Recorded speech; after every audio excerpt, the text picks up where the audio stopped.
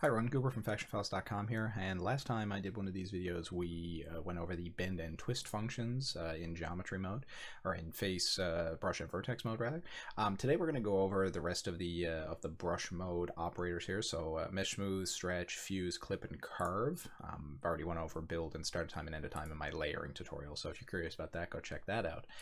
Anyway, so getting started here, I'm just going to make a room so that we've got some space to work in. Now, first things first, I'm going to start with mesh smooth. Now, I'm just going to make a 4x4x4 solid brush to show you this. Now, what mesh smooth does essentially is it will subdivide your mesh. It will change every vertex and edge in your mesh, and it will add faces. So if I just hit mesh smooth, this strength is just basically the angle that it's going to use. I'm just going to keep it as a default value. It doesn't really matter for the sake of this demonstration. So if I build here, as you can see, it changed each one of my vertices into a triangle here, and it smoothed it, and it changed each one of my edges into an angle. If I hit mesh smooth again, it's going to do the same thing. You're probably going to notice if you watch over here that I'm adding a lot of faces to my map when I'm doing this. Actually, if I just back up, you can see down here my level has 12 faces. When I hit mesh smooth once and build, it now goes to 32. Hit it again and build, it goes to 128. Now if I were to hit it again and build, it's going to go up to 680. If I hit it again, see, my build takes longer, my geometry is really complicated, and I just have almost 4,000 faces in my map. So knowing that, you're going to want to use mesh smooth very, very, very sparingly. One situation that I can think of where you might want to use it is if you're doing something with like rocks. So you might want to have a big boulder here. And if you do, you might want to mesh smooth and then take some of these vertices and start manipulating them a little bit. Like you could take some of these vertices and start manipulating them in vertex mode. Like this is going to be really ugly. I'm just doing it just to show you. There you go. You could start manipulating those in vertex mode. Then come into texture mode here. When you apply a rock texture to it, there you go. Now you're going to have a rock that's going to be deformed however you wanted to do it. Obviously, you'd want to do a bit more than this. This is still mostly a sphere, but anyway, yeah. So that could be one example of where you'd want to use mesh smooth. I will caution you against using mesh smooth very often in your maps because it does add so many faces. It's going to hurt your performance. It can also cause problems with geomod if you have incredibly complicated brushes that you're trying to destroy. The engine generally doesn't like that, so be cautious, but it could be very useful for some specific purposes. Now, I'm just going to show you stretch because I'm going to need to use stretch to do, well, I don't know about need, but I'm going to use stretch to do a lot of the other things in this tutorial. So I'm just going to create a brush here. I'm actually going to change it to solid, and there we go. So if I create a 4x4x4 cube and I decide actually I want that to be the height of my room, so I can just move that down to the floor here. And if I hit stretch, I know that my room is 10 high. If not, you could just hit it and hit stretch and then it would show you. But I know that my room is 10 high. So if I select my box here and I hit stretch and I take this up to 10, and I hit build, there you go. So now I have this that's floor to ceiling. It wasn't before. Now, I'm gonna note two things here. One, you can see my UVs of my textures, that's my texture coordinates on my brush, also got stretched. This is probably not what you're gonna want. To fix this, you can either go into the UV unwrap thing and adjust them yourselves. You're going to want to do that if you had some sort of advanced UV unwrapping done. But just for this, where it's just basic textures, I'm just going to select a face on this, hit Shift S to select all faces on it. If I hit Apply Map, that's going to apply the texture mapping on this as if I created the brush this size. Now, I will say, personally, I very rarely use the cookie cutter brush when I'm making a map. I usually will only do it if I don't have a basic box anywhere that I can copy. Like if I don't have a cube that I can copy, then I'll just make one and do that. But more often than not, like if I have a column here and I want to make a hallway, I will copy and paste the column. I will not like that. I will rotate it. I will move it down to the floor, and I will change it to air. And I do this because I personally hate having to track my my cookie cutter brush around. You don't have to do that, obviously. That's just my personal preference, but I thought I'd mention it.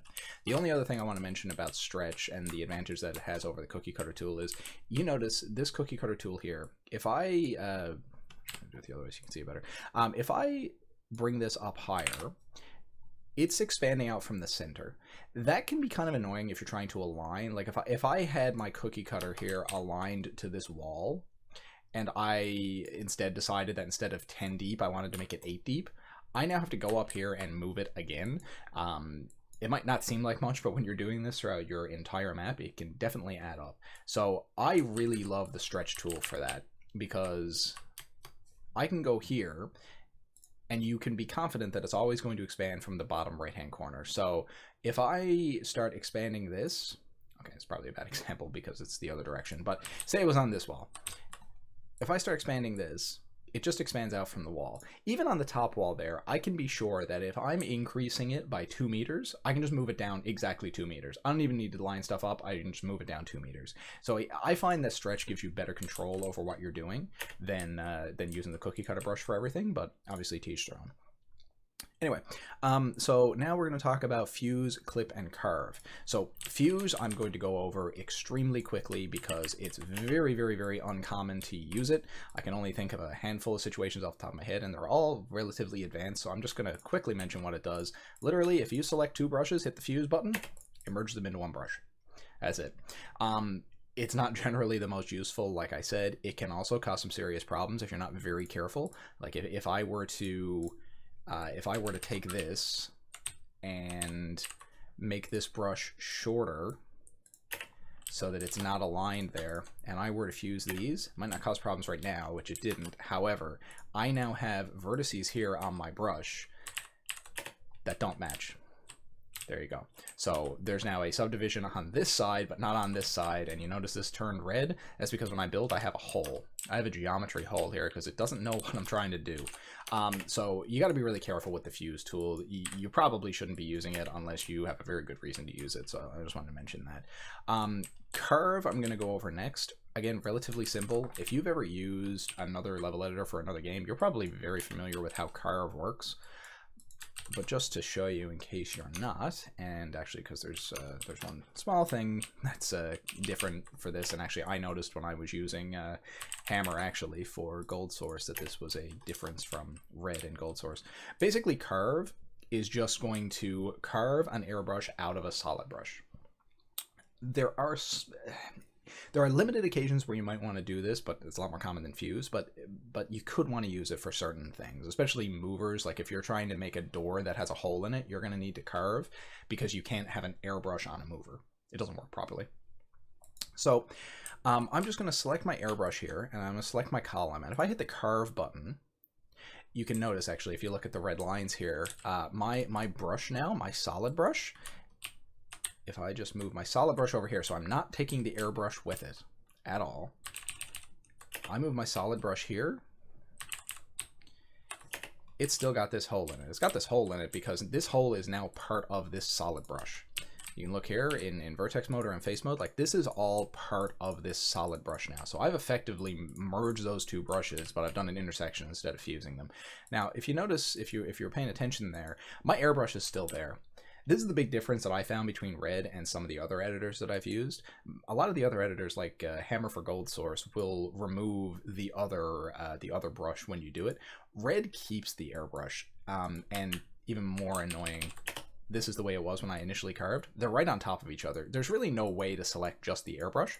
I find that a little annoying. So if you are using Carve and you're not planning on using the airbrush that you used for anything after the fact, just make sure that you delete it, because if not, that could cause some really strange issues for you.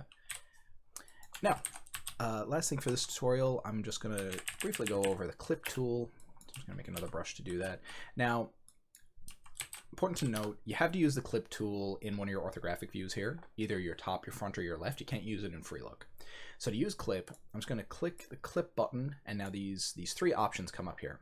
So to use the clip tool, one fundamental thing that you're going to need to know is you hold Control and you click. This places two nodes, and the clip tool will draw this blue line between the two nodes. And if you notice, there's this perpendicular blue line coming out from the center between your two nodes.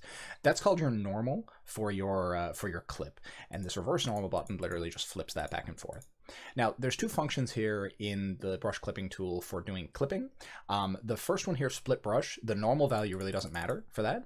That will just, as you actually, if you watched my bending and twisting tutorial, that will make you a subdivision. So instead of doing a split up here when you make a brush, you can use the clip tool to make them after the fact. The other option is cut. And cut is what the normal is useful for. So if I have my normal facing down this way and I hit cut, it's going to cut off that part of the brush. Likewise, if I have it the other way and I hit cut, it's going to cut off the other side of the brush. So it's depending on what side your normal's on. Anyway, that does it for those tools. So I hope you enjoyed this tutorial. I hope you found it useful. If you did, leave a comment down below. Also, check out factionfiles.com if you want some additional editor resources, stuff for the game, maps, that kind of stuff. We've also got a bunch of additional tutorials there. I'll also link to our Discord group, or a Discord server rather, down in the description below if you want to join that. Lots of other Red Editor users if you want to talk to people, if you got some problems you want to go over. Me and some of the other Faction Files admins are also there, so if you want to ask us a question, feel free. Also, if you want to just hang out with fans of the Red Faction series. Anyway, with that, I'll see you next time.